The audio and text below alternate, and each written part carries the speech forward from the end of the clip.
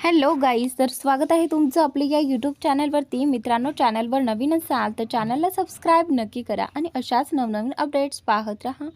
रोनित आपल्या घरी परतला होता. त्याच्या मोबाईलवर अचानक एका अनोळखी नंबरवरून कॉल येऊ लागला. रोनित म्हणाला, हॅलो. समोरून आवाज आला, आपण रोनित बक्षी बोलत आहात का? रोनित म्हणाला, हो बोलतोय. मी गुप्ता इंडस्ट्रीजमधून कमल गुप्ता बोलतोय. काल पार्टीमध्ये आपली भेट झाली होती. रोनितला आठवण झाली आणि तो म्हणाला, अरे हो, गुड मॉर्निंग मिस्टर गुप्ता. बोला. कमल म्हणाला, मला तुमच्याशी भेटायचं आहे. रोनित थोडा आश्चर्यचकित झाला. माझ्याशी? पण कशासाठी? कमल म्हणाला, ऐकलं आहे की तुमची कंपनी तोट्यात चालली आहे. राजनाथ फॅशन अँड डिझायनिंग, बरोबर ना? कमलचं बोलणं ऐकून रोनित थोडा चकित झाला. पण तुम्हाला मदत का करायची आहे? कमल हलकेच हसत म्हणाला, कारण बुडणाऱ्याला आधार देणं मला आवडतं आणि तुमच्यात खूप क्षमता आणि टॅलेंट आहे. हे ऐकून रोनितच्या चेहऱ्यावर हलकी स्मित रेषा उमटली आणि त्याने कमलला भेटायला होकार दिला. गुप्ता इंडस्ट्रीज. काही वेळानंतर रोनित कमल गुप्ताच्या केबिनमध्ये पोहोचला. तिथे अरुही उपस्थित होती. तिने रोनितकडे पाहून हसत त्याला अभिवादन केलं. कमल म्हणाला, तुमची ओळख झालीच आहे. ही माझी मुलगी अरू. अरूने पुढे येऊन रोनितकडे हात पुढे केला. रोनितनेही तिच्याशी हस्तांदोलन केलं आणि मग कमलबरोबर व्यवसायाबद्दल चर्चा सुरू झाली. कमल म्हणाला, रोनित, मी तुमच्या कंपनीमध्ये गुंतवणूक करणार आहे. तुमच्याकडे 2 वर्षांचा वेळ आहे. त्या काळात तुम्हाला स्वतःला सिद्ध करावं लागेल. या कंपनीत तुमचा हिस्सा 30% आणि माझा 70% असेल. रोनित थोडा विचारात पडला. सर, कंपनी तर माझी आहे, मग तुमचा हिस्सा जास्त का? कमल शांतपणे म्हणाला, कारण मी यात कोट्यवधी रुपये गुंतवणार आहे. नंतर संपूर्ण कंपनी पुन्हा तुमच्याकडेच येईल. पण त्यासाठी तुम्हाला खूप मेहनत आणि समर्पणाने काम करावं लागेल. रोनित मनात विचार करू लागला. कंपनी तर आधीच बुडण्याच्या मार्गावर आहे. एक संधी घेण्यात काय हरकत आहे? आणि त्यावेळी शेवटी त्याने कमलबरोबर हात मिळवला. त्या दिवसापासून रोनित आपल्या कंपनीसाठी खूप मेहनत करू लागला. कमलच्या सल्ल्यानुसार त्याने अरूलाही आपल्या ऑफिसमध्ये काम दिलं, कारण तिचा फॅशन सेन्स खूप चांगला होता. पण अरूने त्याच दिवसापासून आपली एक कपटी योजना अंमलात आणायला सुरुवात केली. नताशा रोनितच्या जितकी जवळ दिसायची, तितकंच रोनितला मिळवण्याचं तिचं वेड वाढत होतं. आणि एक दिवस नताशाचे वडील सुमेश हे रोनितचे वडील जीवन बक्षी यांना भेटायला आले. दोघेही खूप चांगले मित्र होते. पण जीवन हे विसरले होते की गुप्ता कुटुंब हे कपूर कुटुंबाचे मोठे प्रतिस्पर्धी होते. जीवन म्हणाला, अरे सुमेश, तू इथे ये. जीवनने त्याला मिठी मारण्याचा प्रयत्न केला, पण सुमेश मागे सरकले. जीवनने आश्चर्याने विचारलं, काय झालं? सुमेश रागाने म्हणाले, हे तूच विचारतोयस? मी इथे का आलोय हे तुला माहीत असायला हवं. जीवन खरंच गोंधळला होता. तू सांगशील तरच मला कळेल ना? सुमेश म्हणाला, तुझ्या मुलाने माझ्या शत्रू कमल गुप्ताशी हात मिळवणी केली आहे. हे ऐकून जीवन हादरले. त्यांनाही अजूनपर्यंत माहीत नव्हतं की रोनितने कमलकडून आपल्या कंपनीसाठी आर्थिक मदत घेतली होती. काय? तू काय बोलतोयस? सुमेश संतापाने म्हणाले, तुम्हाला लाज वाटली ना पाहिजे. तुम्ही त्या कमल गुप्ताची मदत घेत आहात. मान्य आहे की सध्या माझी परिस्थिती अशी नाही की मी तुमच्या कंपनीला मदत करू शकेन. पण कमल? जीवनने सुमेशला समजावण्याचा खूप प्रयत्न केला, पण त्याचा काहीही उपयोग झाला नाही. गुप्ता इंडस्ट्रीज. दरम्यान कमल आपल्या मुलीबरोबर अरूबरोबर बसून हसत होता. कमल म्हणाला, माझ्या मुलीला रोनित आवडतो, म्हणजे तो तिलाच मिळणार. मी आधीच नताशा आणि रोनितच्या कुटुंबामध्ये फूट पाडण्याचा काम केलं आहे. अरू हसत म्हणाली, बापा, बाकीचं काम पूर्ण मी करेन. मी रोनितवर खूप प्रेम करतो. त्याला दुसऱ्या कुणाचा होताना मी सहन करू शकत नाही. कमल म्हणाला, रोनित फक्त तुझाच होईल बेटा. पण त्यांना माहीत नव्हतं की रोनित बाहेर उभा राहून त्यांचं सगळं संभाषण ऐकत होता. हे ऐकताच त्याला प्रचंड राग आला आणि तो थेट कमलच्या केबिनमध्ये शिरला. रोनित संतापाने म्हणाला, तुम्हाला असं वाटत असेल की या सगळ्यात तुम्ही यशस्वी व्हाल, तर तुम्ही चुकीचा विचार करत आहात. मला आणि नताशाला वेगळं करणं अशक्य आहे. मिस्टर कमल गुप्ता, मला तुमचे पैसे नकोत. मी ही डील आत्ता आणि इथे संपवतोय. हे बोलून रोनित तिथून निघायला लागला. तेवढ्यात कमल मोठ्याने हसू लागला. रोनित मागे वळून पाहतो तर कमलने एक फाईल काढून टेबलावर ठेवली. तो शांतपणे म्हणाला, तुला जे करायचंय ते कर, पण आधी या फाईलवर एक नजर टाकलीस तर बरं होईल. हे बोलून रोनित तिथून निघायला लागला. तेवढ्यात कमल हसू लागला. रोनित मागे वळून पाहतो तर कमलने एक फाईल काढून टेबलावर ठेवली. तो म्हणाला, तुला जे करायचं असेल ते कर, पण आधी ही फाईल एकदा पाहून घेणं तुझ्यासाठी बरं ठरेल. रोनित पुन्हा परत आला आणि त्याने फाईल उघडून वाचायला सुरुवात केली. काही क्षणातच त्याच्या डोळ्यात आश्चर्य उमटलं. ते पाहून कमल म्हणाला, बहुतेक तू स्वतः साईन केलेला कॉन्ट्रॅक्ट विसरलास. जर तू हा कॉन्ट्रॅक्ट तोडायचा प्रयत्न केलास तर तुला तब्बल 50 कोटी रुपयांचा दंड भरावा लागेल आणि त्यासोबत राजनाथ फॅशन अँड डिझायनिंगमधली तुझी भागीदारीही गमवावी लागेल. आता निर्णय पूर्णपणे तुझ्या हातात आहे. रोनितकडे दुसरा काही मार्गच उरला नव्हता. शेवटी तो म्हणाला, फाईन. इतकं बोलून तो तिथून निघून गेला. तो घरी पोहोचता त्याचे वडील जीवन यांनी त्याला पाहून थांबवलं. जीवन म्हणाले, रोनित त्यांच्याकडे वळला. हो पापा. आणि त्यानंतर जीवन रागाने म्हणाले, रोनित, तू कमल गुप्तासोबत हात मिळवणी केलीस आणि त्याआधी मला विचारणंही तुला गरजेचं वाटलं नाही. रोनितने खोल श्वास घेत उत्तर दिलं, त्यावेळी मला माहीत नव्हतं की तो सुमेश अंकलचा प्रतिस्पर्धी आहे, नाहीतर मी कधीच हे काम केलं नसतं. जीवन संतापून म्हणाले, मग आता त्याला सोडून दे. मी सुमेशसोबत विश्वासघात करू शकत नाही आणि हे तुला चांगलंच माहिती आहे. रोनित हतबलपणे म्हणाला, पण आता ते शक्य नाही. मी त्यांच्यासोबत एक डील साईन केली आहे. ती 2 वर्षांपूर्वी संपवता येणार नाही. इतकं बोलून रोनित तिथून निघून गेला. जीवनने रागाने आपल्या मुठी आवळल्या. काही दिवसांनी रोनित आपल्या केबिनमध्ये काम करत होता. अचानक अरू कोणतीही परवानगी न घेता त्याच्या केबिनमध्ये आली. रोनित चिडून म्हणाला, अरू, माझ्या केबिनमध्ये येण्याआधी परवानगी घेतलीस तर बरं होईल. अरू बनावटीपणे म्हणाली, ओ आय एम सो सॉरी. पुढे असं होणार नाही. ती हळूहळू रोनितच्या अगदी जवळ आली. तिने त्याच्या गालावर हात फिरवला आणि त्याच्या डोळ्यात पाहत त्याच्याकडे झुकू लागली. रोनितला ते सगळं अजिबात आवडलं नाही. तो तिला दूर ढकलण्याचा प्रयत्न करू लागला, पण अरू मात्र मुद्दाम त्याच्यावरच झुकत होती. तेवढ्यात केबिनचा दरवाजा उघडला आणि नताशा आत आली. तिने दोघांना इतक्या जवळ पाहिलं आणि तिच्या डोळ्यात संताप उसळला. नताशा रागाने म्हणाली, रोनित, हे काय आहे? तू हिच्यासोबत? तू काहीही न ऐकता रागाने बाहेर निघून गेली. रोनितने लगेच अरूला दूर ढकललं आणि नताशाच्या मागे धावला. त्याने तिचा हात पकडला, पण नताशाने झटक्यात आपला हात सोडून घेतला. ती संतापून म्हणाली, तू त्या मुलीसोबत काय करत होतास? रोनित समजवण्याचा प्रयत्न करत म्हणाला,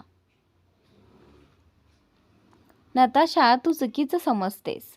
तेवढ्यात अरू पुढे आली आणि म्हणाली, नताशा, रोनित खरं बोलतोय. तू जे पाहिलंस तसं काहीही नाही. नताशा भडकून म्हणाली, मी सगळं माझ्या डोळ्यांनी पाहिलं आहे. हे बोलून ती तिथून बाहेर गेली आणि कार घेऊन निघून गेली. त्या क्षणी अरुने आपला फोन काढला आणि कोणाला तरी कॉल केला. नताशा संतापाने कार चालवत होती. अचानक तिच्यासमोर एक ट्रक आला आणि त्याने तिच्या कारला जोरदार धडक दिली. धडकेमुळे कार हवेत उडाली. तिला तातडीने हॉस्पिटलमध्ये दाखल करण्यात आलं. काही वेळातच रोनित आणि इतर लोक हॉस्पिटलमध्ये पोहोचले. सुमेश त्यांना पाहता संतापाने म्हणाले, तुम्ही सगळे इथून निघून जा. आज माझ्या मुलीची ही अवस्था तुमच्यामुळे झाली आहे. रोनित पुढे आला आणि म्हणाला, अंकल, मी नताशावर खूप प्रेम करतो. मी तिला अशा अवस्थेत एकटी सोडू शकत नाही. सुमेशने काहीही न बोलता मोबाईल काढला आणि तो रोनित समोर धरला. मीडियामध्ये चाललेली बातमी पाहून रोनित थक्क झाला. गुप्ता इंडस्ट्रीजची अरू गुप्ता आणि राजनाथ फॅशन अँड डिझायनिंगचे रोनित बक्षी यांचे लग्न ठरलं आहे. लवकरच दोघांचा साखरपुडा होणार असल्याची चर्चा आहे. हे पाहून रोनितच्या चेहऱ्याचा रंगच उडाला. तो घाईघाईने म्हणाला, अंकल, ही बातमी पूर्णपणे खोटी आहे. सुमेश संतापाने पुढे आले आणि त्यांनी रोनितच्या गालावर जोरात चापट मारली. तेवढ्यात डॉक्टर बाहेर आले आणि गंभीर आवाजात म्हणाले, सॉरी, आम्ही त्यांना वाचवू शकलो नाही. नताशा आता या जगात नाही. रोनितचं तर त्या घटनेनंतर जणू संपूर्ण जगच उद्ध्वस्त झालं होतं. तो अक्षरशः वेड्यासारखा झाला होता. अशा वेळी अरुने संधी साधली आणि त्याच्या अधिक जवळ जाण्याचा प्रयत्न केला. ती त्याला सांभाळू लागली आणि त्याच्या आयुष्यात आपली जागा निर्माण करू लागली. कमलने पुढे येऊन अरू आणि रोनितची सगाईही करून टाकली. सगाईनंतर रोनित जेव्हा घरी गेला तेव्हा जीवनने त्याचं सामान घराबाहेर फेकत रागाने म्हटलं, आता आमचा तुझ्याशी काहीही संबंध उरलेला नाही. त्या गुप्ता कुटुंबाने आमचं सगळं काही उद्ध्वस्त केलं. अनेक वर्षांचा आपला नातेसंबंध तुटला. आपल्यात फूट पाडली. नताशा आपल्याला कायमची सोडून गेली आणि आता तू अरूसोबत नातं जोडत आहेस. तर मग आमच्याशी असलेलं नातं संपवावं लागेल. रोनितने शांतपणे समजवण्याचा प्रयत्न केला. पापा, मला ती मुलगी अजिबात आवडत नाही, पण माझी मजबुरी आहे. ते लोक आपल्या कंपनीला पूर्ण पाठिंबा देत आहेत. जीवनने कठोर आवाजात विचारलं, पण कोणत्या किमतीवर? ते तर तू स्वतः पाहिलंस. त्या शब्दानंतर रोनित काहीही न बोलता तिथून निघून गेला आणि एकटाच राहू लागला. पण लवकरच त्याच्यासमोर गुप्ता कुटुंबाचं खरं रूप उघड झालं. त्याला हेही कळलं की नताशाच्या मृत्यूमध्ये अरूचाही हात होता. ते समजताच रोनितने स्वतःशी शपथ घेतली, मी या गुप्ता कुटुंबाला उद्ध्वस्त केल्याशिवाय शांत बसणार नाही. त्यांनी माझ्याकडून सगळं काही हिरावून घेतलं आहे. आता माझी वेळ आहे. आत्ताचा काळ. रोनित खुर्चीत मागे रेलून डोळे मिटून बसला होता. त्याच्या मनात विचारांची गर्दी उसळत होती. तो मनात म्हणाला, माझा प्रत्येक प्लॅन यशस्वी झाला. मी त्यांच्याकडून एक एक करून सगळं हिसकावून घेतलं, अगदी त्यांची अरूही. ज्या अरूने माझी नताशा माझ्यापासून हिरावून घेतली तिचे श्वास मी हिरावून घेतले. त्या रात्री मला हवं असतं तर मी तिला हॉस्पिटलमध्ये घेऊन जाऊ शकलो असतो, पण मी मुद्दाम तिची मदत केली नाही. त्या मृत्यूची ती पात्रच होती.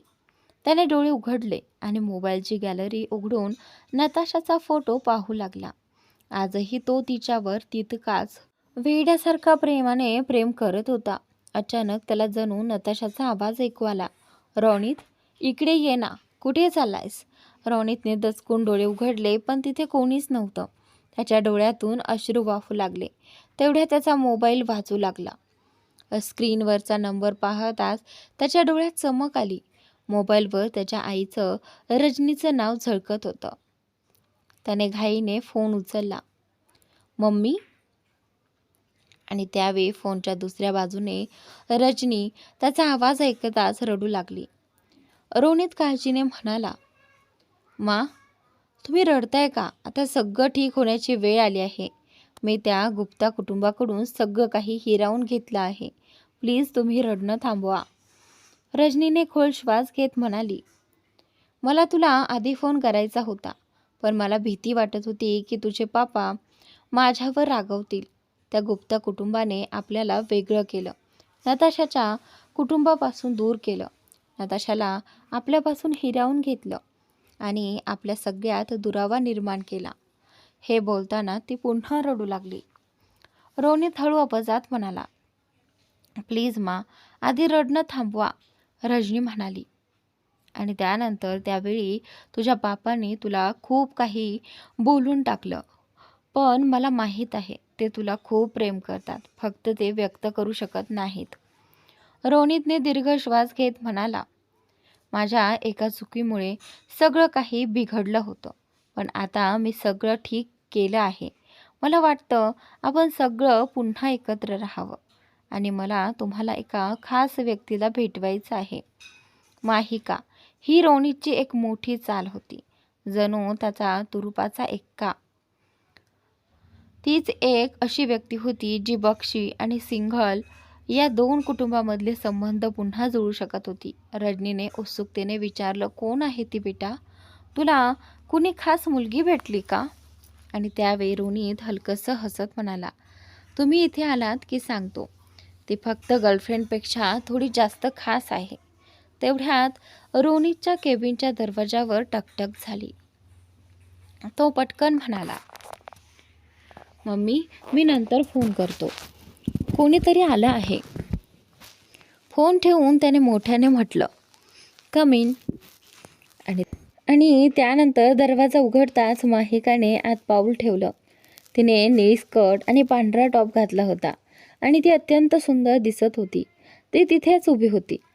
रोनित हळू आवाजात पुटपुटला, नताशा. तेवढ्यात माही आत आली आणि म्हणाली, गुड मॉर्निंग सर. माहीने हलकंसं स्मित केलं. रोनित मात्र तिच्याकडे एकटक पाहतच राहिला. माहीने खाकरताच रोनितचं लक्ष परत तिच्याकडे गेलं. माही म्हणाली, सर, मी माझा राजीनामा द्यायला आले आहे. माहीचं हे वाक्य ऐकताच रोनितच्या पायाखालची जमीन सरकली. काय? राजीनामा? त्याला तिच्या बोलण्यावर विश्वासच बसत नव्हता. तो तर तिच्यासोबत आपल्या भविष्यासंबंधी विचार करत होता आणि माही मात्र त्याच्यापासून दूर जाण्याची गोष्ट करत होती. रोनित म्हणाला, तू राजीनामा का द्यायचा म्हणतेस? जर कोणी तुला त्रास देत असेल तर मला सांग, मी आत्ताच त्याला नोकरीतून काढून टाकेन. माहीने त्याला थांबवत शांतपणे सांगितलं, सर, तसं काहीही नाही आहे. मला कुठलीच अडचण नाही, पण मला अंतरासोबत काम करून माझं पॅशन आणि माझी स्वप्न पूर्ण करायची आहेत. ती माझी प्रेरणा आहे, माझी मेंटर आहे. तिच्यासोबत काम करणं हे माझं स्वप्न आहे.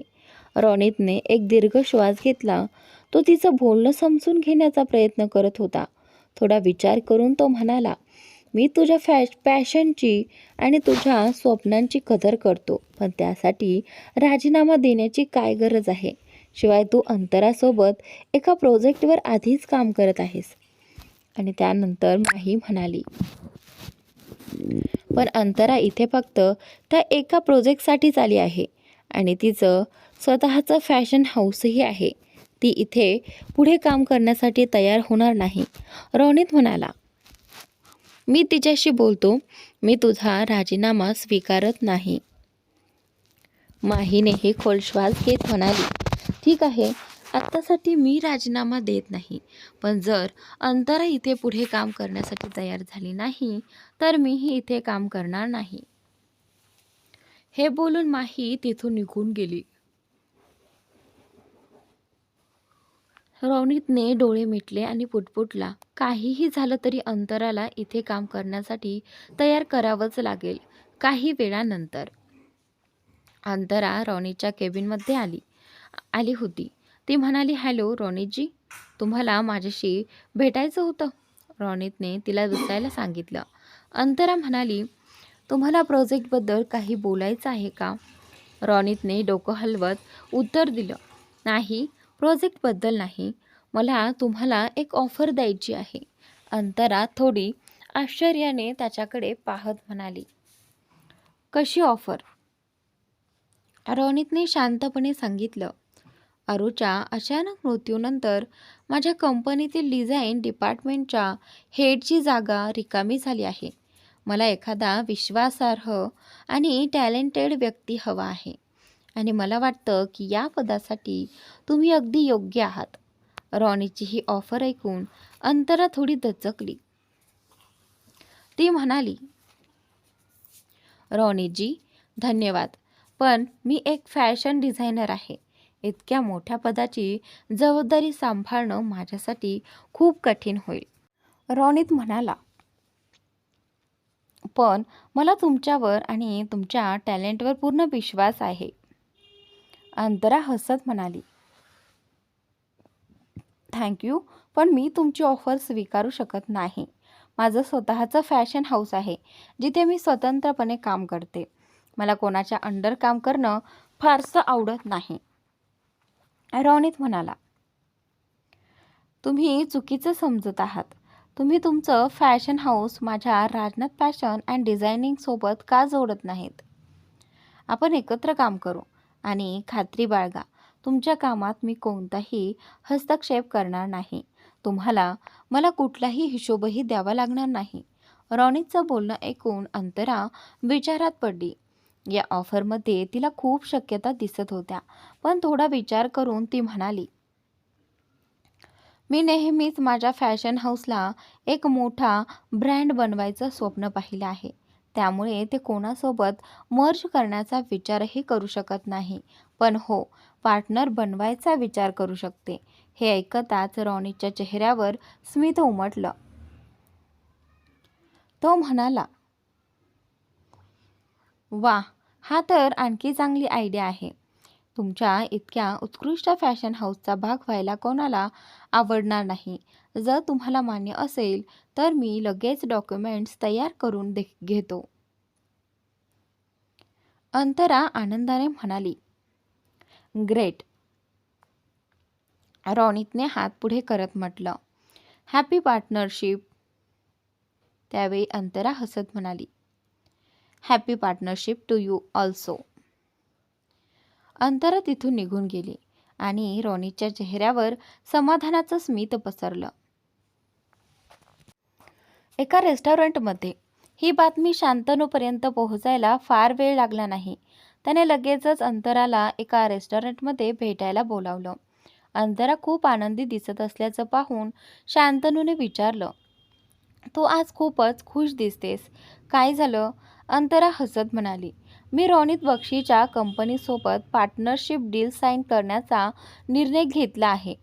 हे ऐकून शांतनूने भुवया उंचावत तिच्याकडे पाहिलं. तो अंतराला समजून घेण्याचा प्रयत्न करत म्हणाला, पण रॉनीतची कंपनीच का? तुला रॉनीतमध्ये काही इंटरेस्ट तर नाही ना? अंतरा आश्चर्याने त्याच्याकडे पाहत म्हणाली, तुमचं डोकं ठिकाणावर आहे ना भाऊ? तुम्हाला असं कसं वाटलं की मला रॉनीतमध्ये काहीही इंटरेस्ट असू शकतो? अंतराचं उत्तर ऐकून शांतनू थोडा शांत झाला. तो पुढे म्हणाला, मग पार्टनरशिपसाठी त्याची कंपनीच का? तुला पार्टनरशिप हवी असेल तर मला सांग, मी तयार आहे. मी तुझ्या कामात हस्तक्षेपही करणार नाही. तुझा आणि तुझा ब्रँड तयार करण्यात मदतही करेन. अंतरा लगेच म्हणाली, नाही, मला जयस्वाल कुटुंबाकडून कोणतीही मदत नको आहे. शांतनू म्हणाला, अंतरा, मी तुझा भाऊ आहे. मला तुझी मदत करायची आहे. अंतरा शांतपणे म्हणाली, तुम्ही त्या जयस्वाल कुटुंबाचाच भाग आहात आणि आपल्या सावत्राईला जर याबद्दल कळलं तर ती माझ्याबद्दल काहीही वाईट बोलायला वेळ लावणार नाही. आपल्या आईने आयुष्यभर एकटीने संघर्ष केला. मला तिच्यासारखंच स्वतःच्या बळावर उभं राहायचं आहे. हे ऐकून शांतनूने मुठी घट्ट आवळल्या. त्याला खूप राग आला होता. अंतरा, मी तुझा भाऊ आहे. तू मला खरोखर भाऊ मानतेस का? आणि ही तुझी हट्टी जिद्द. मी बाबांसारखा नाही. शांतनूने नेहमीच अंतरावर खूप प्रेम केलं होतं, पण अंतरा नेहमी त्याला दूर ढकलत असे. असं नव्हतं की ती शांतनूवर प्रेम करत नव्हती, पण जयस्वाल हे नावच तिला आवडत नव्हतं. शांतनू पुन्हा म्हणाला, तू आणि माहिका दोघीही सारख्याच आहात. दोघींनाही स्वतःच्या जोरावर यशस्वी व्हायचं आहे. पण मी जर माझ्या बायकोला आणि बहिणीला मदत करू इच्छितो, तर त्यात चुकीचं काय आहे? अंतराने त्याचा हात धरत हसत म्हणाली, तुम्हाला तर आनंद झाला पाहिजे की तुमच्या आयुष्यात इतक्या स्वतंत्र स्त्रिया आहेत. शांतनू दीर्घ श्वास घेत म्हणाला, आणि तुमच्यामुळेच मला सर्वात जास्त टेन्शन येतं. अंतरा हसत म्हणाली, चला आता माझ्यासाठी काहीतरी खायला ऑर्डर करा. पण त्या दोघांना माहीत नव्हतं की रोनितही त्याच रेस्टॉरंटमध्ये एका क्लायंटसोबत आला होता. त्याची नजर शांतनूवर पडली. त्याला हे माहीत नव्हतं की ते दोघे भाऊ बहीण होते.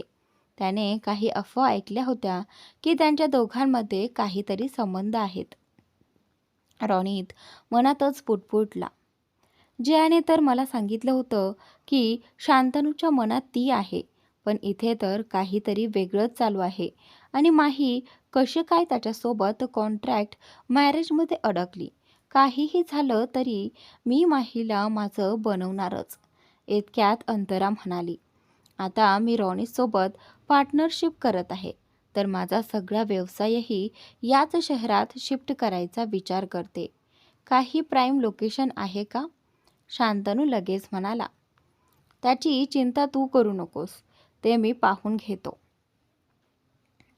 हे ऐकून अंतरा हसली. त्याच वेळी एका हॉस्पिटलमध्ये माही हॉस्पिटलमध्ये डॉक्टरांसमोर बसली होती. डॉक्टर म्हणाले, मिसेस माही, तुम्ही प्रेग्नंट आहात. हे ऐकून माही थक्क झाली. ती तर हॉस्पिटलमध्ये आली होती कारण काही दिवसांपासून तिला सतत मळमळ आणि उलट्या होत होत्या. तिने तर स्वतःच्या गर्भवती असण्याचा विचारही केला नव्हता. माही घाबरत विचारते, डॉक्टर, तुम्हाला खात्री आहे ना? डॉक्टर हसत म्हणाले, हो नक्की. तुम्ही सध्या सुमारे 8 आठवड्यांच्या गर्भवती आहात. तुम्ही स्वतःची खूप काळजी घ्यायला हवी. बाळ थोडं कमजोर आहे. शक्य तितकी विश्रांती घ्या आणि तुमच्या पतीशीही याबद्दल नीट बोलून घ्या. माही हलकेच हसली. ती एकाच वेळी खूप उत्साहित आणि थोडीशी घाबरलेलीही होती. डॉक्टरांना धन्यवाद देऊन ती बाहेर आली. बाहेर येताच तिने आपल्या पोटावर हलकेच हात ठेवला आणि मनातच पुटपुटली, मला ही बातमी शांतनूला सांगायलाच हवी, पण अशी सरळ नाही, एका खास सरप्राईजसह सांगायची आहे. तोपर्यंत हे गुपित मला जपून ठेवावं लागेल.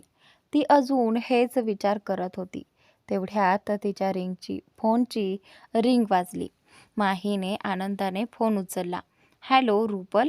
रुपल म्हणाली, एक गुड न्यूज आहे. माही उत्सुकतेने म्हणाली, कशी गुड न्यूज? रुपल आनंदाने म्हणाली, समीरला प्रमोशन मिळालं आहे. माही आनंदाने म्हणाली, अरे वा, अभिनंदन. रुपल लगेच म्हणाली, असं फोनवर अभिनंदन करून भागणार नाही. संध्याकाळी बारमध्ये ये, तिथे आपण पार्टी करू. माही हसत म्हणाली, नक्की येईन. त्यात विचारायचं काय आहे? रुपल म्हणाली, मग वेळेवर ये बरं. माही हसत म्हणाली, हो बाबा येते. माहीने कॅब बोलावली आणि थेट बारकडे निघाली. थोड्याच वेळात ती तिथे पोहोचली. तिने समीर आणि रुपलला पाहून हात हलवला आणि त्यांच्या जवळ जाऊन दोघांनाही मिठी मारली. अभिनंदन समीर. समीर हसत म्हणाला, असं कोरडं अभिनंदन नको. आज जोरदार पार्टी करायची आहे. आणि हो मिस्टर जयस्वाल, तुझी नीट काळजी घेतात ना? माही हसत म्हणाली, हो, ते माझी खूप काळजी घेतात. समीर म्हणाला, जर त्यांनी तुला कधी त्रास दिला तर आमच्याकडे ये, आम्ही त्यांना नीट समजावून सांगू. हे ऐकून तिघेही हसू लागले. रुपलने विचारलं, चल सांग, काय पिणार आहेस? माही थोडा विचार करून म्हणाली, आज मी फक्त सॉफ्ट ड्रिंक घेईन. हे ऐकून रुपल आश्चर्याने म्हणाली, काय, तू आणि ड्रिंक नको म्हणतेस? काय काय झालं? माहीला तिच्या प्रेग्नन्सीची बातमी आधी शांतनूला सांगायची होती. त्यामुळे तिने विषय टाळत म्हणाली, गेल्या वेळी थोडी जास्त गडबड झाली होती, म्हणून आता मला तसं काही नको. रुपल तिच्याकडे बारकाईने पाहत म्हणाली, तू काही लपवतेस असं वाटतंय. तुझ्या डोक्यात काहीतरी चालू आहे. पटकन सांग बरं. माही थोडी नाराज होऊन म्हणाली, जर तू अशी चौकशी करत बसणार असशील तर मी घरी निघते. रुपलने लगेच तिचा हात धरला आणि म्हणाली, अरे बाबा सॉरी, बस ना, आता काही विचारणार नाही. थोड्या वेळाने रुपल म्हणाली, चल डान्स करूयात. आणि त्यावेळी माहीने बहाणा करत म्हटलं, तुम्ही दोघे जा आणि एन्जॉय करा, मी इथूनच बघते. रुपलने विचारलं, पक्क ना? माहीने मान हलवून होकार दिला. रुपल आणि समीर डान्स फ्लोअरवर गेले आणि माही तिथे बसून खाण्याचा आनंद घेत होती. तिच्या मनात शांतनू आणि त्यांच्या आयुष्याबद्दलचे विचार सुरू झाले. तेवढ्यात कोणीतरी म्हणाला, हॅलो. माहीने समोर पाहिलं आणि आश्चर्याने म्हणाली, आपण? तिच्यासमोर गंभीर शर्मा उभा होता आणि तो हसत होता. तोच गंभीर ज्याने शांतनूला फसवून चुकीची जमीन विकली होती. तो म्हणाला, हॅलो मिस माही, आपण पुन्हा भेटलो. माहीला त्याला तिथे पाहून खूप आश्चर्य वाटलं. गंभीर हसत म्हणाला, पहा ना, जग किती छोटं आहे. आपण पुन्हा समोरासमोर आलो. गंभीरवर फसवणुकीचा केस सुरू होता. शांतनू सोबतची त्याची डील रद्द झाली होती आणि या सगळ्यामागे एकच कारण होतं, माही. गंभीरने तिला वरपासून खालपर्यंत निरखून पाहिलं आणि चिडलेल्या आवाजात म्हणाला, माझं सगळं काम बिघडवून तू इथे मजेत फिरतेस? आणि त्यावेळी त्याचा रागीट आवाज ऐकून माही घाबरली. ती अडखळत म्हणाली, मला समजत नाही तुम्ही नेमकं कशाबद्दल बोलत आहात. गंभीर दात खात म्हणाला, जास्त निरागसपणा दाखवायची गरज नाही. तुझ्यामुळेच माझ्यावर इतक्या अडचणी आल्या आहेत आणि आता त्याची किंमत तुला चुकवावी लागेल. माही रागाने म्हणाली, जे काही झालं आहे त्यासाठी तुम्ही स्वतः जबाबदार आहात. त्यात माझा काहीही दोष नाही. ती तिथून निघून जाण्यासाठी वळली. तेवढ्यात गंभीरने तिचा हात पकडला आणि म्हणाला, आज रात्री तू माझ्या नुकसानीची भरपाई करशील. हे ऐकताच माहीने रागाने त्याला जोरात लाथ मारली आणि तिथून पळायला लागली. गंभीर जोरात ओरडला, पकडा तिला. माही वेगाने बारच्या बाहेर धावली, पण गंभीर तिच्या जवळ येत होता. तेवढ्यात त्याची माणसं आली आणि त्यांनी माहीला घेरलं. ते तिला जबरदस्तीने एका कारकडे ओढू लागले. माही घाबरून ओरडली, वाचवा वाचवा, कोणी आहे का? तिचं हृदय जोरात धडधडत होतं, पण ते लोक तिला कारमध्ये ढकलण्याचा प्रयत्न करत होते. माही रागाने म्हणाली, जर शांतनू सरांना हे कळलं तर ते तुम्हा सगळ्यांना सोडणार नाहीत. गंभीर उपहासाने हसत म्हणाला, का बरं? तो तुझी एवढी काळजी का करेल? तू त्याची फक्त एक सेक्रेटरी आहेस, बरोबर ना? की तू त्याच्या बेडवरची? आणि त्यावेळी माही स्वतःला त्यांच्या तावडीतून सोडवण्याचा निष्फळ प्रयत्न करत होती. गंभीर विकृतपणे हसत म्हणाला, माझं नुकसान आता तुझं हे शरीर भरून काढेल. हा हा हा, तुला तर मी मोठ्या बाजारात विकून टाकेन, पण त्याआधी मला खुश करावं लागेल. ते लोक माहीला कारमध्ये ढकलणार इतक्यात अचानक एक तेजस्वी प्रकाश त्यांच्या डोळ्यांवर पडला. माहीने डोळे उघडून पाहण्याचा प्रयत्न केला, पण समोर उभी असलेल्या कारमधून एक माणूस बाहेर आला आणि सर्वजण जागच्या जागी थबकले. माही आश्चर्याने म्हणाली, शांतनू? शांतनू रागाने ओरडला, माहीला सोडून द्या. गंभीरने लगेच खिशातून चाकू काढला आणि माहीच्या मानेवर ठेवत म्हणाला, जिथे आहेस तिथेच थांब, नाहीतर मी हिचा जीव घेईन.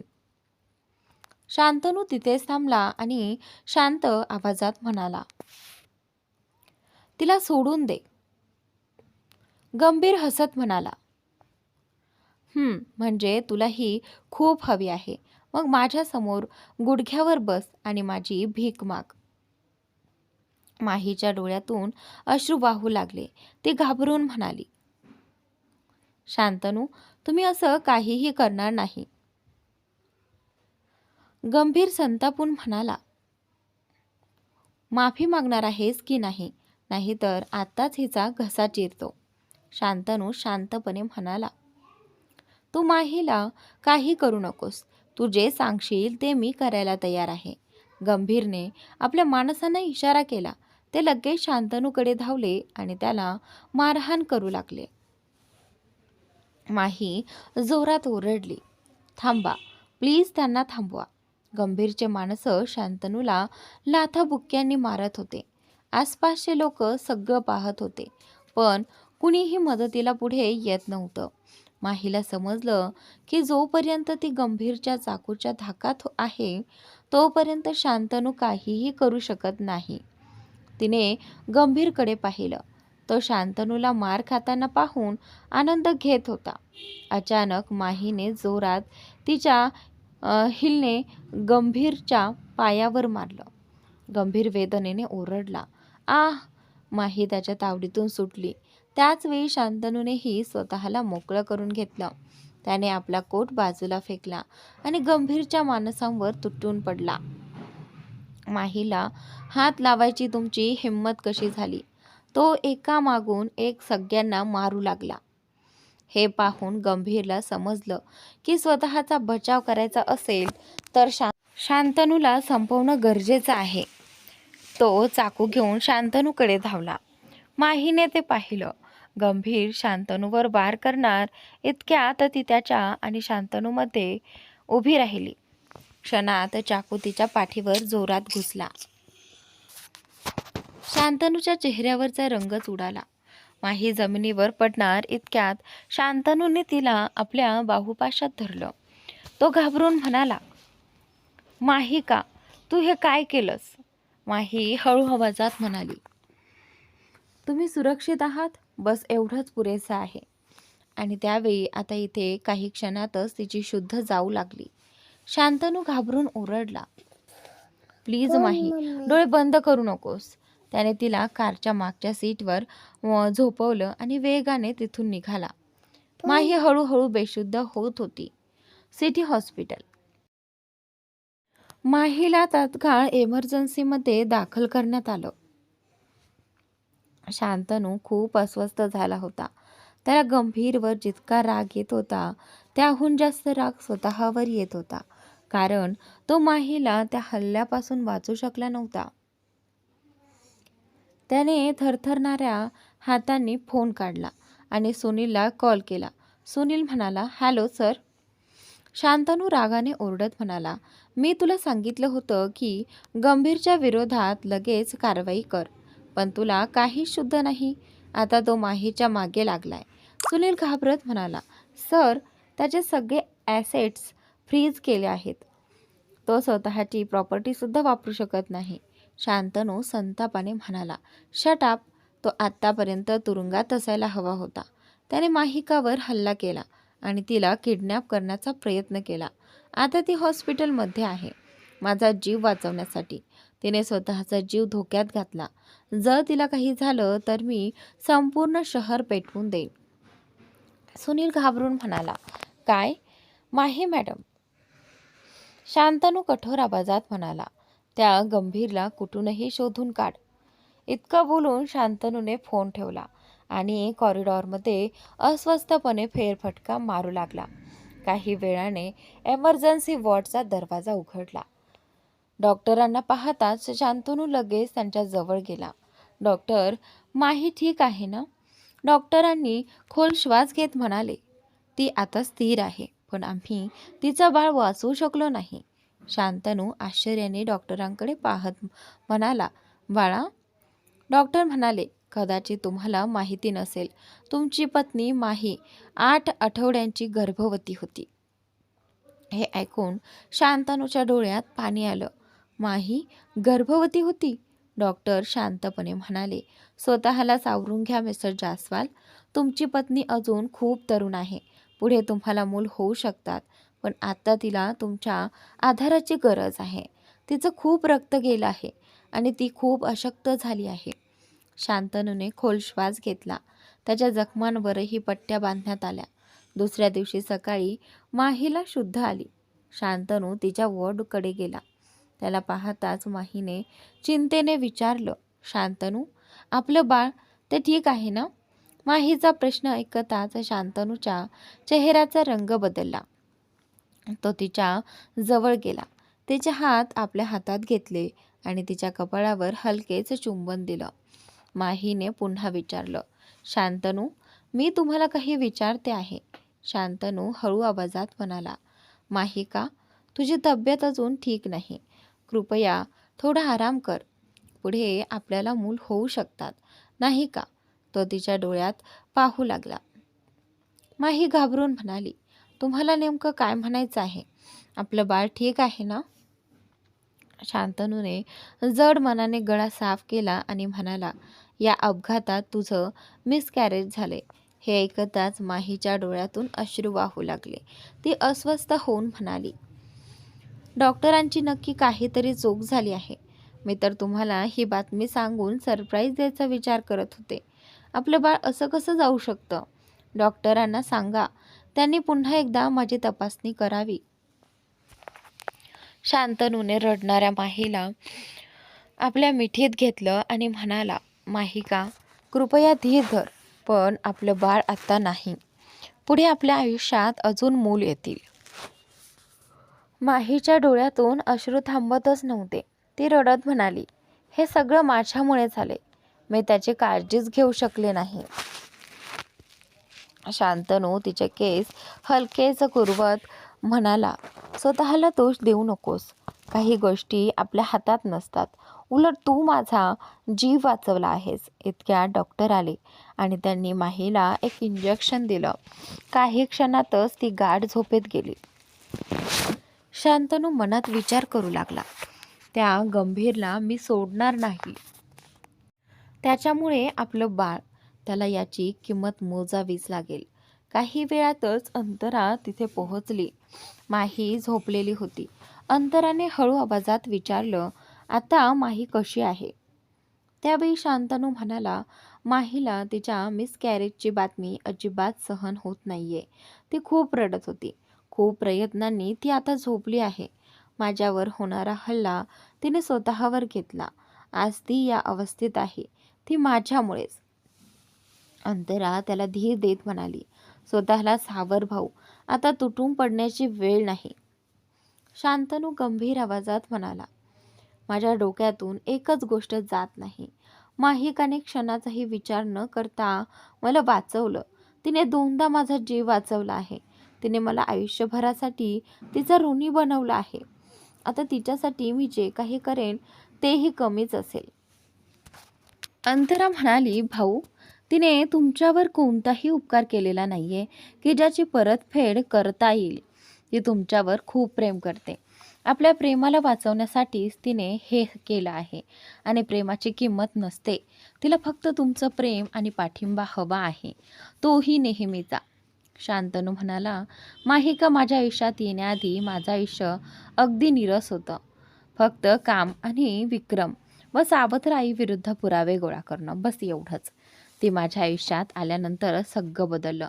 मला कधी प्रेम होईल किंवा मुलींबद्दल विचार करेन असं मी कधी स्वप्नातही विचार केला नव्हता. दरम्यान माहीवर झालेल्या हल्ल्याची बातमी ऐकताच रोनित घाईघाईने हॉस्पिटलमध्ये पोहोचला.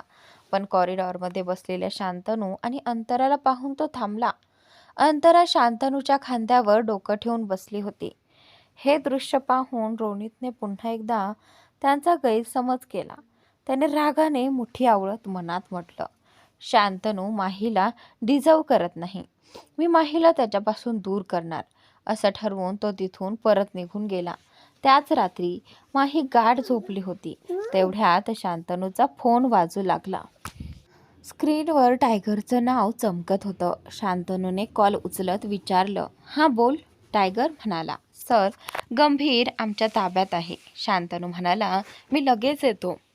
आणि त्यावेळी शांतनूने झोपलेल्या माहीकडे एक नजर टाकली आणि शांतपणे तिथून निघून गेला. काही वेळातच तो त्या ठिकाणी पोहोचला जिथे टायगरने त्याला बोलावलं होतं. बाहेर हलका पाऊस पडत होता.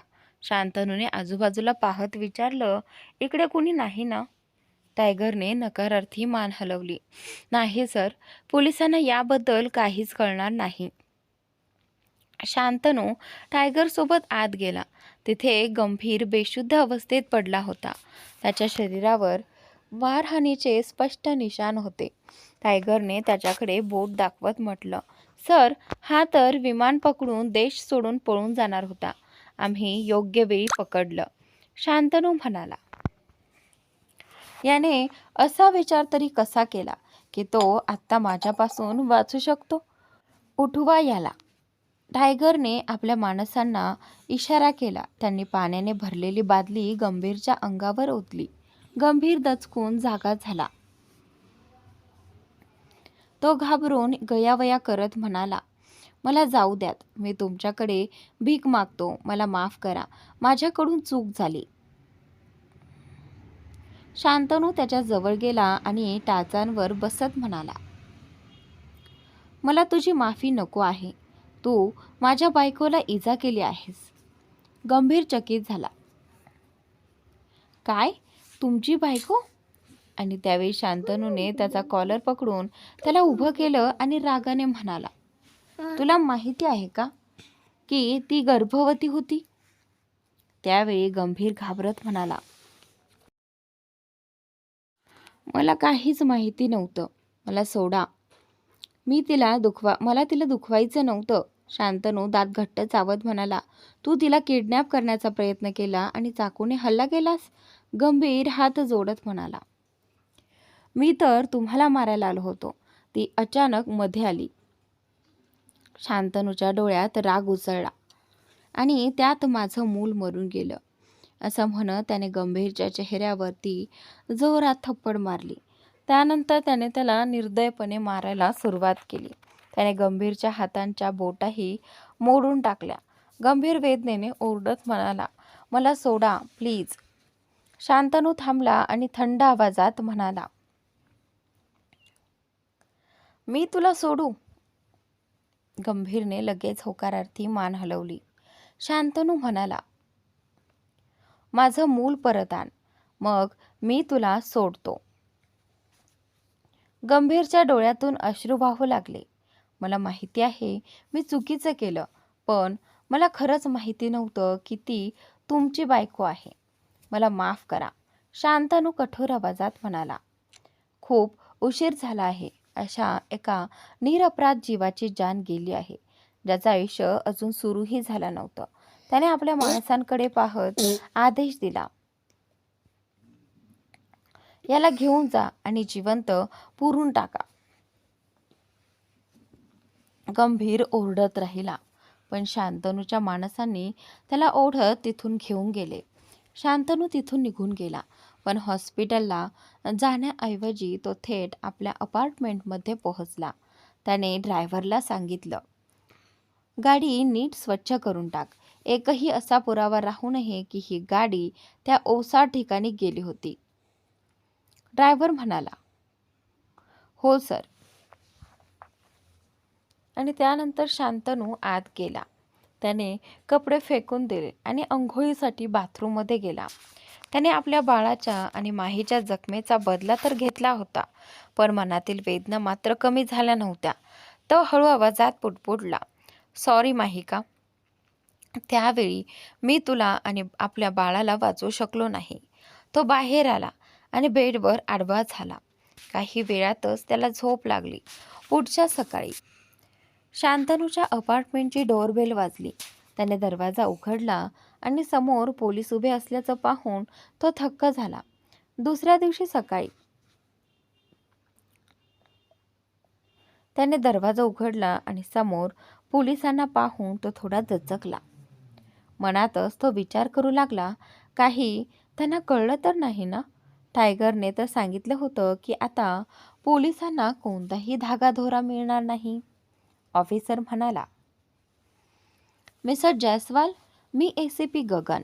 आम्ही माही आहुजा यांच्यावर झालेल्या हल्ल्याबद्दल काही माहिती घेण्यासाठी आलो आहोत.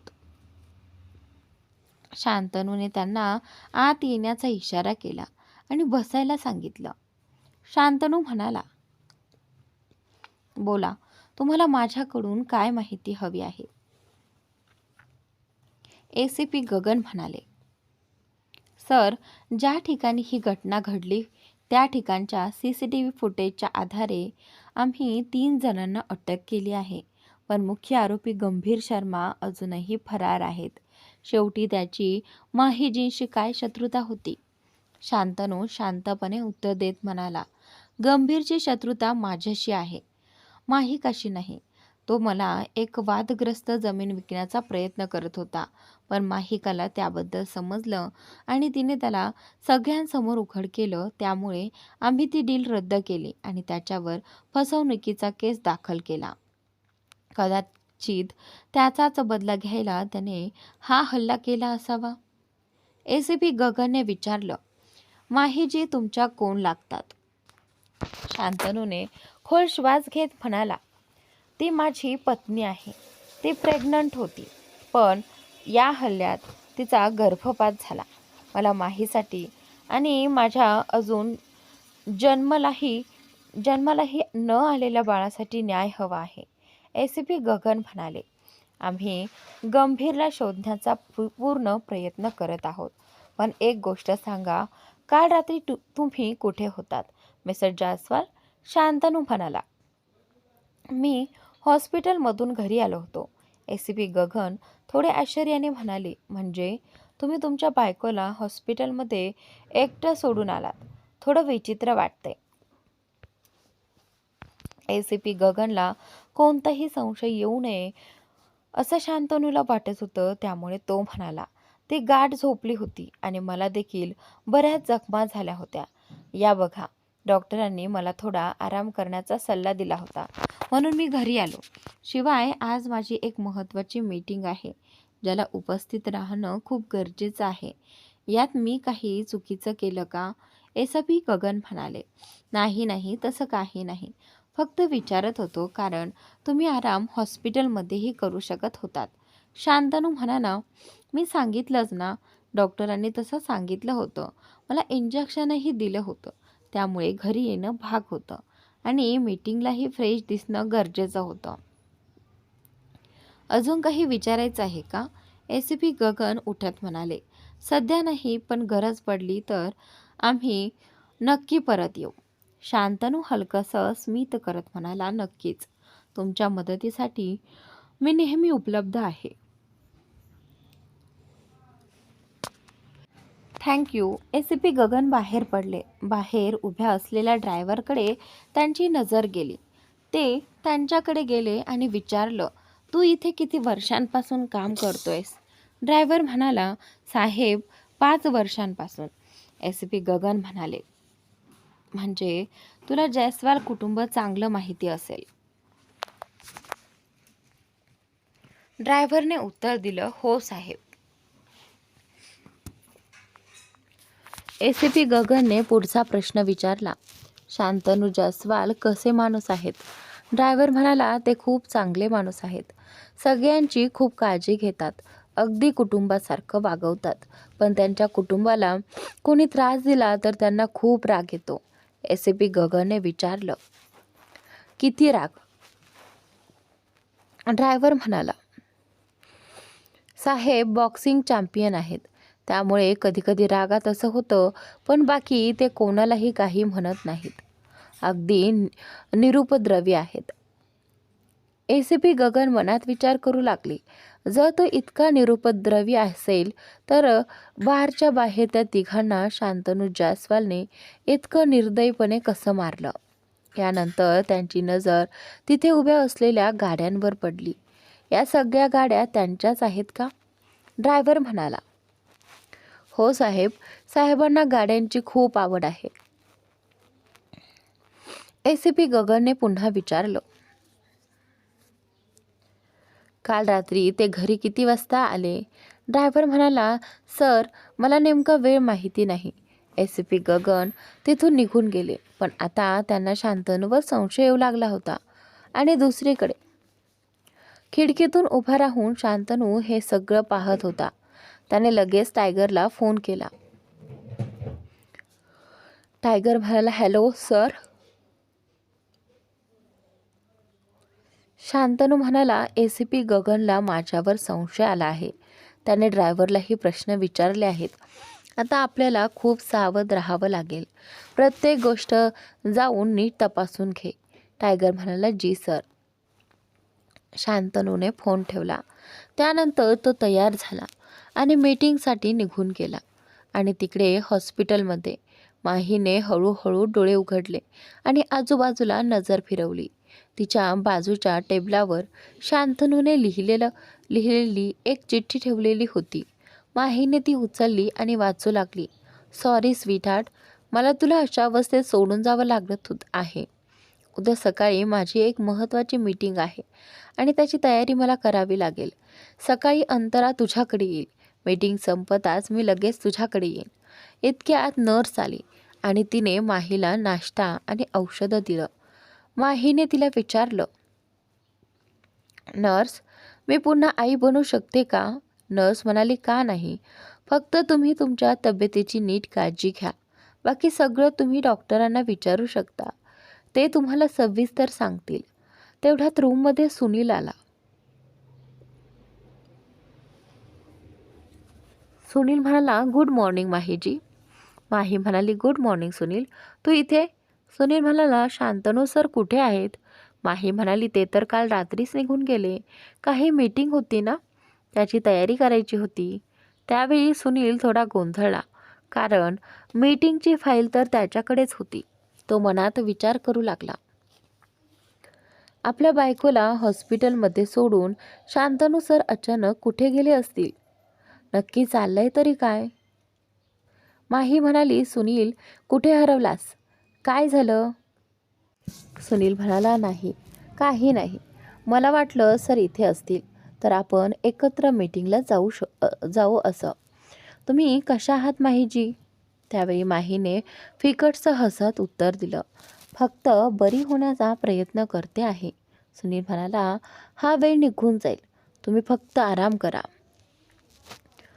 सुनील तिथून निघू लागला. इतक्यात माही म्हणाली, सुनील तुला मी आवडत नाही ना? सुनील तिच्याकडे वळला. तिच्या या प्रश्नाने तो थोडा चकित झाला, कारण खरंच त्याला माही विशेष आवडत नव्हती. त्याने थोड्या संकोचाने विचारलं, तुम्ही असं का विचारत आहात माही? हे मी सहज जाणू शकते. सुनील गंभीर सोबतच्या मीटिंगमध्ये तू माझ्याशी ज्या पद्धतीने बोललास त्यावरून मला ते स्पष्ट जाणवलं. सुनील म्हणाला, असं काही नाही, त्यावेळी थोड्या रागात मी तसं बोललो. माझा तुम्हाला दुखवण्याचा हेतू नव्हता. आता मला मीटिंगसाठी उशीर होत आहे, मी निघतो. माही काही बोलण्याआधीच सुनील तिथून निघून गेला. त्याला माहीत होतं, जर तो तिथे थांबला तर माहीच्या आणखी प्रश्नांची उत्तरं द्यावी लागतील. कादंबरी इंडस्ट्रीज. सुनील ऑफिसमध्ये पोहोचायला आला आणि थेट शांतनूच्या केबिनकडे गेला. त्यावेळी शांतनू कोणाशी तरी फोनवर रागाने बोलत होता. फोन ठेवताच त्याने सुनीलकडे पाहत विचारलं. शांतनू म्हणाला, या फाईलमध्ये सगळं आहे ना, प्रत्येक डिटेल? सुनील म्हणाला, जी सर. थोडं थांबून तो अडखळत पुढे म्हणाला, सर मी हॉस्पिटलमध्ये गेलो होतो. मला वाटलं तुम्ही तिथे असाल, पण तुम्ही तिथे नव्हतात. मीटिंगची फाईल तर माझ्याकडे होती. मग तुम्ही माहीजींना खोटं सांगितलं. तुम्ही आमच्यापासून काही लपवत आहात का? शांतनूने सुनीलकडे एकटक पाहिलं. कॉलेजपासून ते दोघं एकमेकांना ओळखत होते. प्रत्येक टप्प्यावर सुनीलने त्याची साथ दिली होती. शांतनू त्याच्यासाठी फक्त बॉस नव्हता, तर एक मार्गदर्शकही होता. शांतनूने खोल श्वास घेतला आणि म्हणाला, काल रात्री टायगरने गंभीरला पकडलं आणि मी तिथेच होतो. हे ऐकून सुनीलचा श्वास क्षणभर अडखळला. त्याने पटकन केबिनचं दार लॉक केलं आणि परत शांतनूकडे आला. सुनील सर, पोलीस त्याला सगळीकडे शोधत आहेत. तुम्ही त्यांचं काय केलं? कुठे? तुम्ही त्याला मारलं तर नाही ना? शांतनूने शांतपणे मान हलवून होकार दिला. सुनीलने हळू आवाजात विचारलं, तुम्ही त्याला मारलं का? त्याच्यावर आधीच इतके खटले चालू होते. तो वर्षानुवर्ष तुरुंगात सडला असता. तुम्ही त्याला पोलिसांच्या ताब्यात का दिलं नाही? आणि त्यावेळी शांतनूच्या चेहऱ्यावर राग स्पष्ट दिसू लागला. तो म्हणाला, त्याने माझ्या बाळाचा जीव घेतला. त्याने माहीला किडनॅप करण्याचा प्रयत्न केला. मी त्याला जिवंत कसं सोडलं असतं? सुनील म्हणाला, ते सगळं तुम्ही माझ्यावर सोडलं असतं. मी दुसऱ्या मार्गाने त्याचा हिशोब केला असता. शांतनू शांतपणे म्हणाला, टायगरने सगळे पुरावे आणि सुराग मिटवले आहेत. सुनीलने खांदे उडवत विचारलं, पण तुम्ही मला का बोलवलं नाही? अजूनही तुम्ही माझ्यावर नाराज आहात का? की आता तुम्हाला माझ्यावर विश्वास उरलेला नाही? कुठेतरी सुनीलचं बोलणं खरं होतं. शांतनू त्याच्यावर अजूनही रागावलेला होता. आज जे काही घडलं होतं त्यासाठी सुनीलही काही अंशी जबाबदार होता. पण शांतनूने स्वतःला सावरत सांगितलं, तसं काही नाही. जसं तू समजतो आहेस. त्या माणसाला शिक्षा मी स्वतःच्या हाताने द्यायची होती. शांतनूने सुनीलला थेट काहीही चुकीचं म्हटलं नव्हतं. पण तरीही सुनीलला सगळं समजलं होतं. सुनील म्हणाला, तुम्ही काळजी घ्या. बाहेरचा धोका खूप वाढला आहे आणि तुमचे शत्रू तर आधीपासूनच संधी शोधत आहेत. तुमच्याकडून एखादी चूक कधी होते याची सॉरी, कदाचित मी थोडं जास्त बोललो. मी टायगरला भेटून सगळं व्यवस्थित करतो. मीटिंग 1 तासात सुरू होणार आहे. हे बोलून सुनील तिथून बाहेर निघून गेला. हॉस्पिटलमध्ये माहीने डोळे मिटले. थोड्याच वेळापूर्वी रुपल आणि समीर तिला भेटून गेले होते. तिने आपल्या पोटावर हात ठेवत हलक्या आवाजात म्हटलं, सॉरी बाळा, मी तुला वाचवू शकले नाही. तिच्या डोळ्यातून अश्रू वाहू लागले. तेवढ्यात तिला रूममध्ये कोणीतरी आल्याची चाहूल लागली. तिने पटकन अश्रू पुसले, डोळे उघडले आणि पाहिलं तर तिच्यासमोर रॉनित उभा होता. माही उठण्याचा प्रयत्न करत म्हणाली, सर, तुम्ही इथे? रॉनितने तिच्या खांद्यावर हलकासा हात ठेवत म्हटलं, आराम कर, उठायची गरज नाही. त्याने आजूबाजूला नजर टाकली. माही पूर्णपणे एकटीच होती. रॉनित म्हणाला, तू एकटी आहेस? जयस्वाल कुटुंबातील कुणीच दिसत नाहीये इथे. त्यांना त्यांच्या सुनेची काहीच काळजी नाही का? माही मनात विचार करू लागली. शांतनू तिथे नव्हता. दादाजी आजारी होते आणि मॅन्शनच्या बाहेर पडू शकत नव्हते. विक्रम आणि नीमाला तिची काहीच काळजी नव्हती. ती जिवंत आहे की नाही याचाही फरक पडत नव्हता. अंतरा मात्र दिवसभर तिच्यासोबत होती. पण रुपल आणि समीर आल्यावर तीही निघून गेली होती. काही क्षण विचार करून माही म्हणाली, आत्ताच सगळे इथे होते, पण मला थोडा वेळ एकटं राहायचं होतं म्हणून मीच सगळ्यांना जायला सांगितलं. त्यानंतर रॉनितने विचारलं, आता कसं वाटतंय? माही म्हणाली, अजूनही खूप वेदना आहेत, पण तुम्ही आलात त्याबद्दल धन्यवाद. माझ्यासाठी खूप महत्त्वाचं आहे. रॉनित म्हणाला, हवं तर मी पूर्ण दिवस इथे तुझ्यासोबत राहू शकतो, तुझा पार्टनर बनू शकतो. रॉनितचं इतकं जवळ येणं माहीला अजिबात आवडलं नाही. ती म्हणाली, मी अंतराच्या फॅशन हाऊसमध्ये जॉईन करणार आहे. मी तुम्हाला माझा राजीनामा देईन आणि यावेळी तुम्हाला तो स्वीकारावाच लागेल.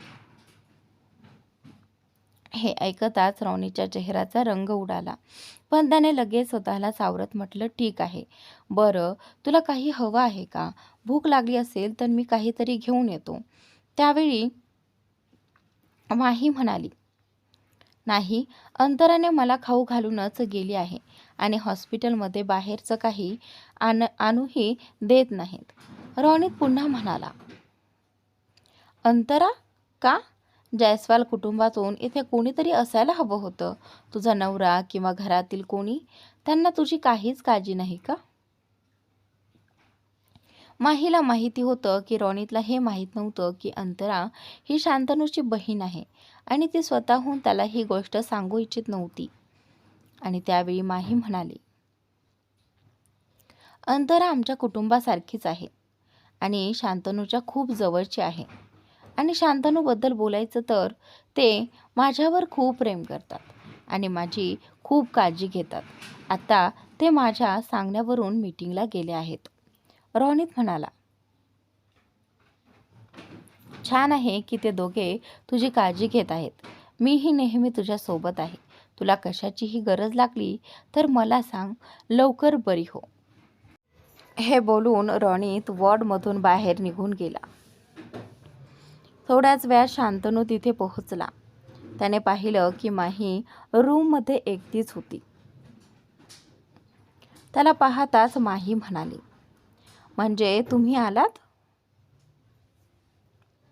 शांतनू तिच्या कपाळावर हलकं चुंबन देत म्हणाला, सॉरी, अंतरा कुठे आहे?